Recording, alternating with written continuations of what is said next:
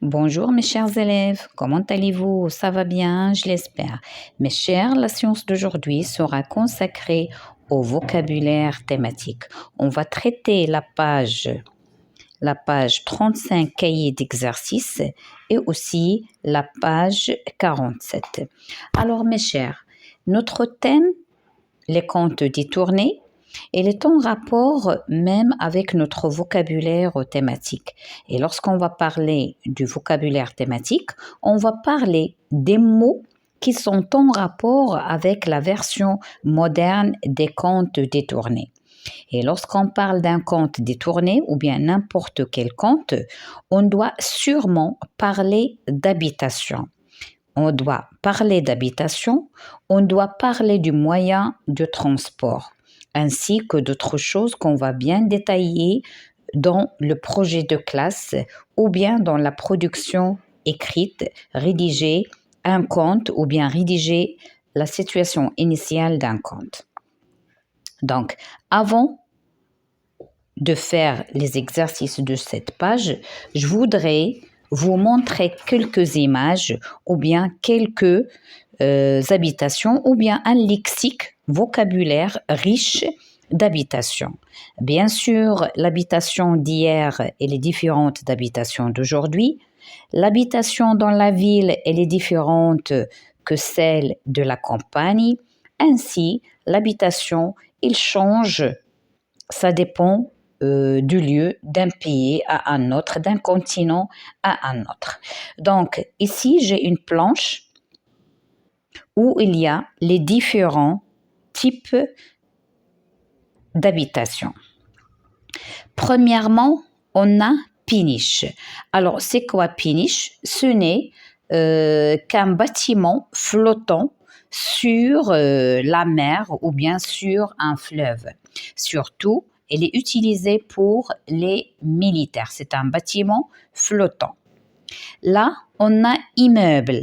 Alors, immeuble, ça veut dire une résidence où il y a plusieurs étages et chaque étage, il contient plusieurs bâtiments. D'accord? On a igloo. Igloo, comme vous voyez, elle est sous forme de blocs de neige. Là, cette habitation, on la trouve au pôle Nord ou bien au pôle Sud, là où il neige durant toute l'année. C'est une région glaciale. Donc, les Esquimaux, ils ont construit leur maison avec des blocs de neige. Igloo. Hôtel particulier.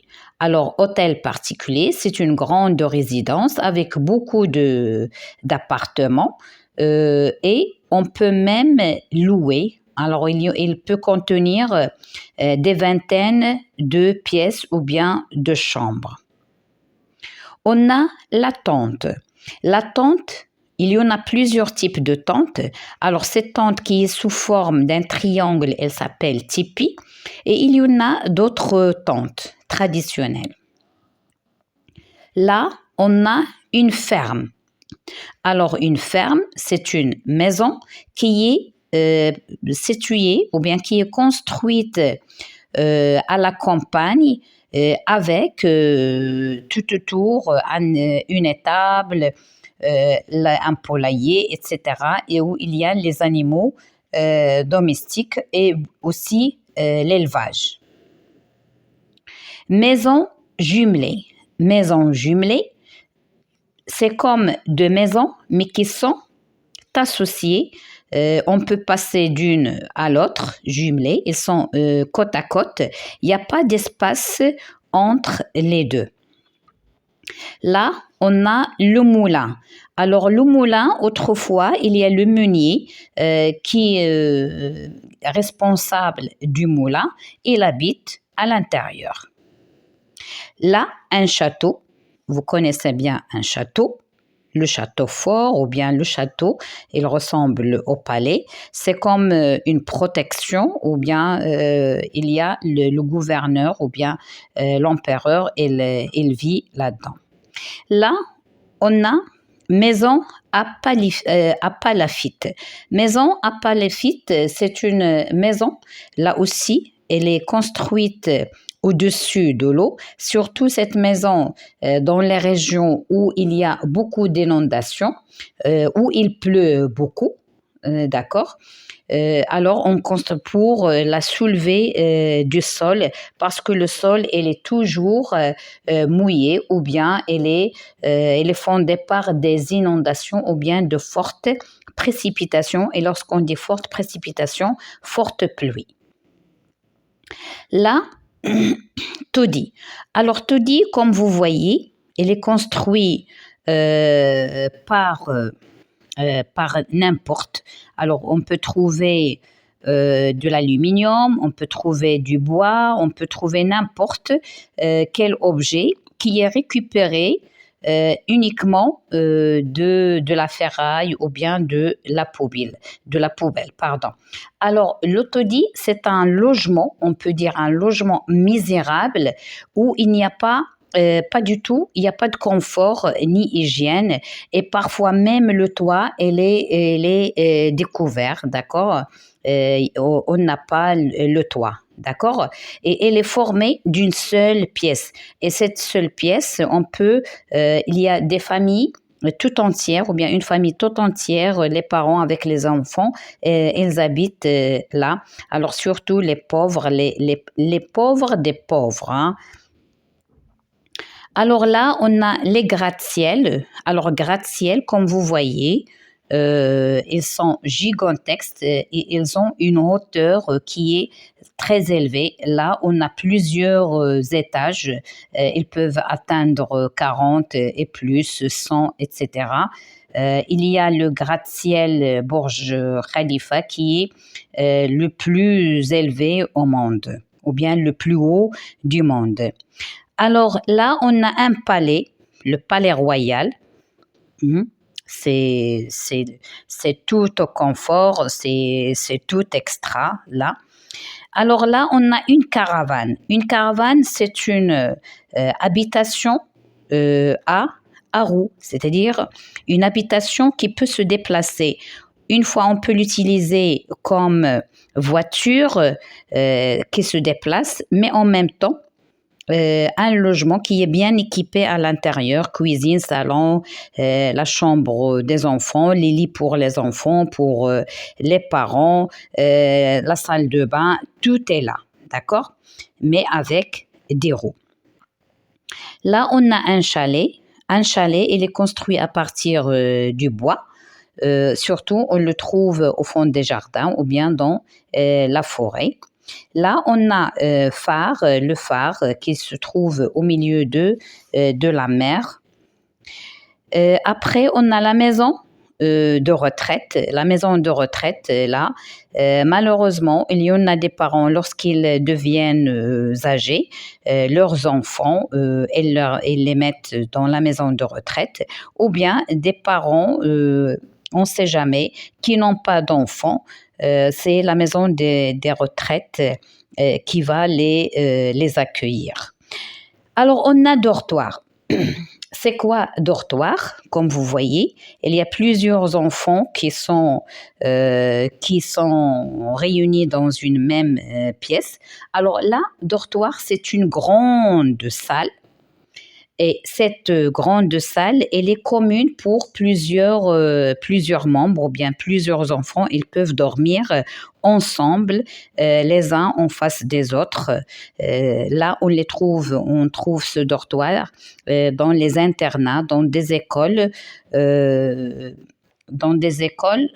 où les enfants, ils ne vont pas ou bien ils ne retournent pas à leur maison, surtout les enfants qui habitent plus loin de leur école, 15 km, 20 km, ils ne peuvent pas faire ce chemin quotidiennement.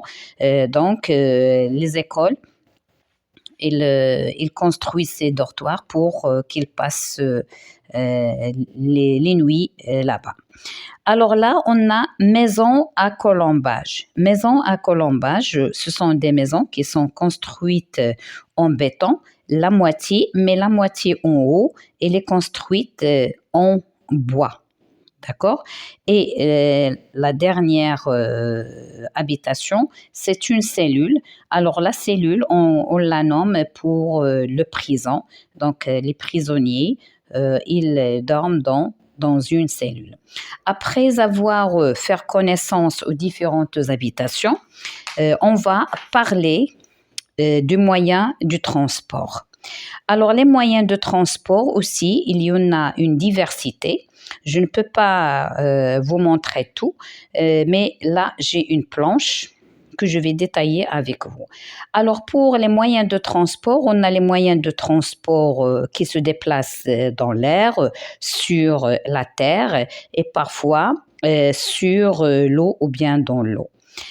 Alors, les moyens de transport. Alors, on a la voiture, tout le monde la connaît, le vélo ou bien la bicyclette, le train, le voilier sur l'eau, il se déplace sur l'eau, le tram électrique, le car ou bien le bus. On a la montgolfière, d'accord, avec du feu, la moto. Là, on a le bus, mais ici, regardez le bus, il est en 2 étages. Ça, on le trouve dans l'Angleterre. Ici, on a l'autocaravane ou bien le motorhome. Alors, la caravane, on l'a vu dans l'habitation. Alors, c'est la même. Ici, on a le bateau. Là, c'est le métro. Regardez, il est sous-sol. L'avion. Le sous-marin. Là, il se déplace sous la mer. Alors, carrosse. Alors, carrosse, le carrosse, normalement, on dit le carrosse. Là, c'est ancien. Dans les contes traditionnels, on va trouver le carrosse. Maintenant, il est utilisé comme un moyen pour se déplacer dans la ville, dans les grandes villes, mais touristique. Hein, ce n'est pas pour un déplacement pour tout le monde. C'est autrefois. Et là, c'est un camion. Là, c'est une ambulance qui transporte les malades. Là, c'est le taxi qui déplace les gens dans la ville. L'hélicoptère. Là, on a le scooter. Là, on a télécabine. Alors, le télécabine, là, sur les hautes montagnes, surtout dans les montagnes où il neige, alors on peut faire comme du sport, le ski. Les gens, ils montent ici, dans ce télécabine, pour arriver au sommet de la montagne. Après, ils descendent en skiant. Mais ce n'est pas toujours. Il y en a même des montagnes où c'est difficile d'un car ou bien d'une voiture qui va se déplacer. Donc, ils utilisent le télécabine pour passer d'une montagne à une autre. Ici, on a la fusée vers l'espace. On a le fourgon pour la marchandise. Et là, c'est le yak. Alors maintenant, on va aller vers les exercices. On va traiter 2 pages sur le cahier d'exercice. La première page, c'est la page 35. Alors, les habitations. Relie chaque mot à l'image qui lui correspond. Alors, là, regardez, c'est quoi? Ça c'est quoi? C'est un immeuble. Donc, je vais relier immeuble. Alors là, regardez ici, c'est quoi? C'est une ferme. Donc, on a ici une maison et là, c'est la nature. On peut trouver les animaux, le bétail, etc. Donc, c'est une ferme. Alors là, c'est quoi? Regardez, ils sont hauts, ces immeubles. Donc, c'est le gratte-ciel, comme je viens de vous montrer dans mes planches. Et le dernier, c'est un palais.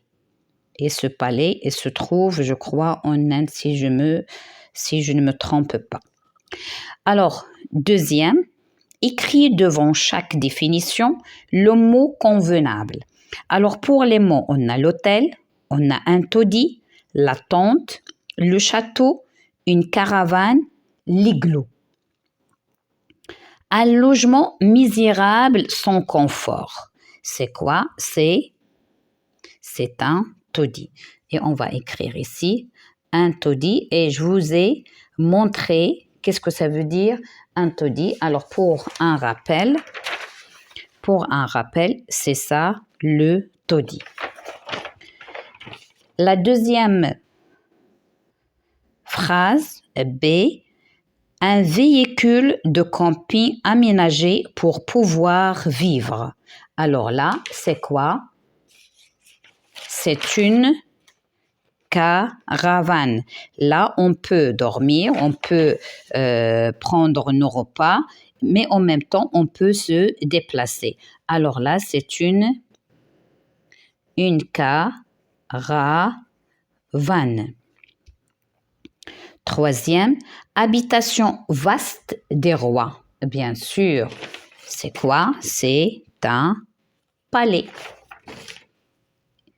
Alors, un palais, et puisqu'ici, on n'a pas le palais, c'est un château. Alors, on va écrire le château. Alors, palais, château, c'est presque pareil avec une petite différence de la construction. Alors, des constructions en neige qui servent à habiter pour certains Esquimaux. Là, c'est, qu'est-ce qu'on a dit? Comment il s'appelle? Hein, c'est un igloo.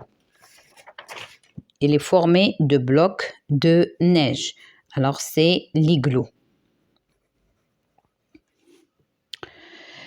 Un établissement qui met des chambres à la disposition des gens.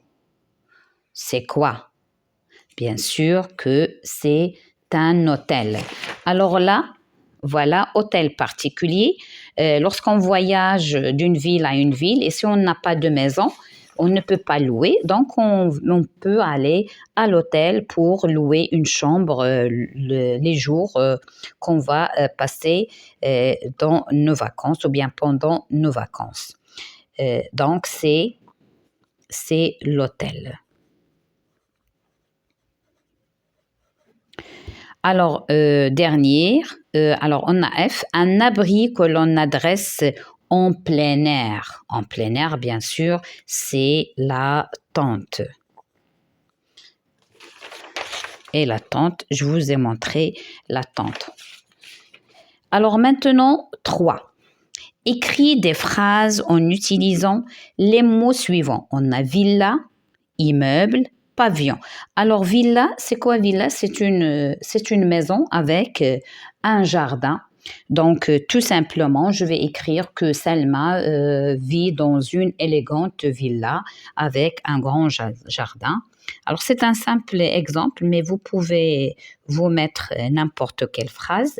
Alors je vais dire Salma vit dans une élégante, bien magnifique comme vous voulez, élégante villa avec jardin. Alors, j'ai pas beaucoup de place ici, un grand jardin ou bien comme vous voulez. Alors, deuxième, donc j'ai utilisé le mot villa. Maintenant, je vais utiliser immeuble. Alors l'immeuble, vous connaissez l'immeuble. Regardez l'immeuble, il y a plein d'étages. Donc, je vais faire une petite phrase. On va dire que le chat est coincé au 4e étage de l'immeuble. Alors, je vais écrire le chat ou bien mon chat, n'importe. Alors, le chat est coincé dans, ou bien au, on va dire au, c'est mieux. Alors, j'ai pas de gomme. Alors, au 4e étage de notre immeuble.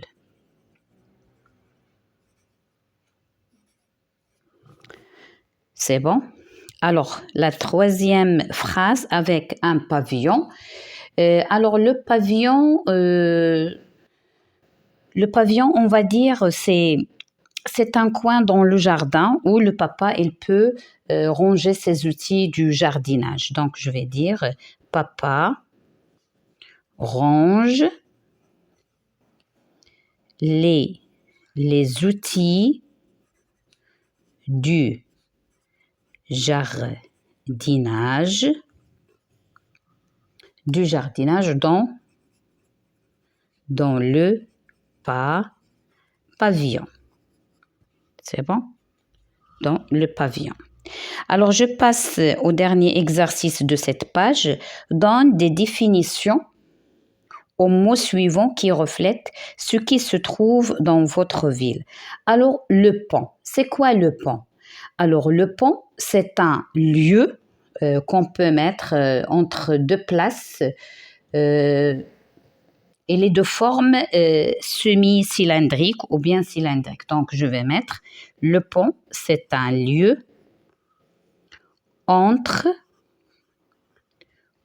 deux places. Alors, de forme semi-circulaire ou bien circulaire. Je vais mettre circulaire. Alors, elle est de cette forme. Alors, on peut passer de là à là, mais en passant à travers ce pont. D'accord? Alors, on a les monuments. Alors, c'est quoi les monuments? Alors, les monuments, ce sont des ouvrages d'architecture qui reflètent le patrimoine d'un pays ou bien d'une ville. D'accord? Alors, je vais écrire les monuments. Ouvrage d'architecture,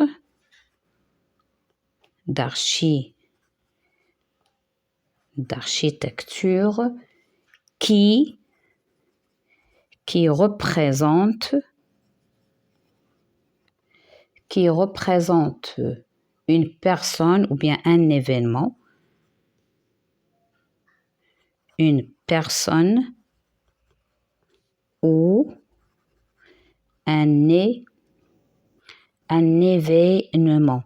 Alors, après un événement, après, il devient comme patrimoine de la ville ou bien du pays et tous les touristes, ils viennent le voir. Alors maintenant, on va passer aux moyens de transport, la page 47.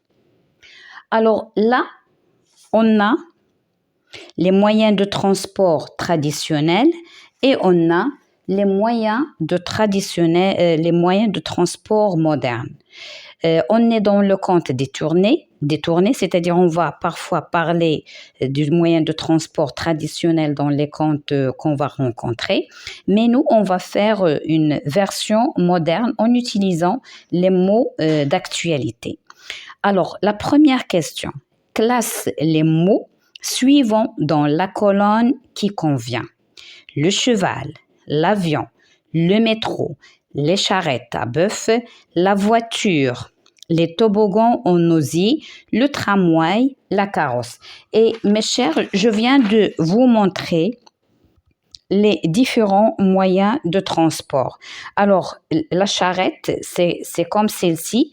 Alors, il y a des chevaux ou bien du bétail qui la tirent, des vaches parfois. Ce sont les moyens d'autrefois. Et bien sûr, il y a les moyens de transport actuels, par exemple le tram, le bus, l'avion. Ça, c'est nouveau. Le métro, et là, c'est le moyen de transport moderne. Alors, on va commencer par le cheval. Bien sûr, le cheval, c'est depuis extant, c'est traditionnel. Le cheval.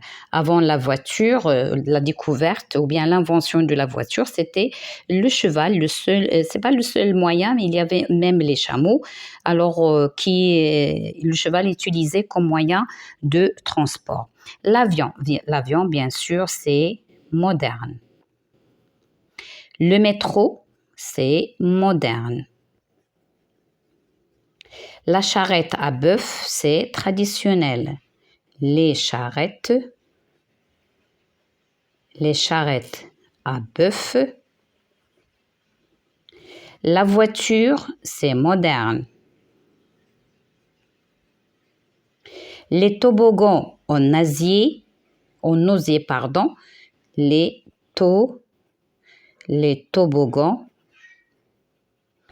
en osier. Et vous connaissez l'osier. L'osier, c'est une plante sous forme d'étui qui pousse au marécage ou bien au bord des rivières. Alors, le tramway, c'est moderne. Le tramway, c'est moderne. Le carrosse, c'est ancien, c'est traditionnel. Le carrosse. Alors, le carrosse, il y en a ceux qui disent la carrosse, il y en a qui disent le carrosse. Bon, alors, je passe à la question numéro 2 et la dernière. Coche pour indiquer pour chaque moyen de transport s'il permet de se déplacer sous terre, sur terre, sur l'eau ou dans l'air. Alors, on va commencer par le métro. Alors, le métro, c'est sous terre. Alors, tout à l'heure, je vous ai montré le métro. Voilà. Le métro, regardez, les constructions ici, elle est sous terre. L'avion, bien sûr, elle est dans l'air. Le navire, bien sûr, sur l'eau. La voiture, se déplace sur la terre. Et bien sûr, l'hélicoptère, c'est dans l'air. Alors, mes chers, je viens de terminer cette séance. Je vous donne rendez-vous à une autre prochaine, Inch'Allah. Merci pour votre attention.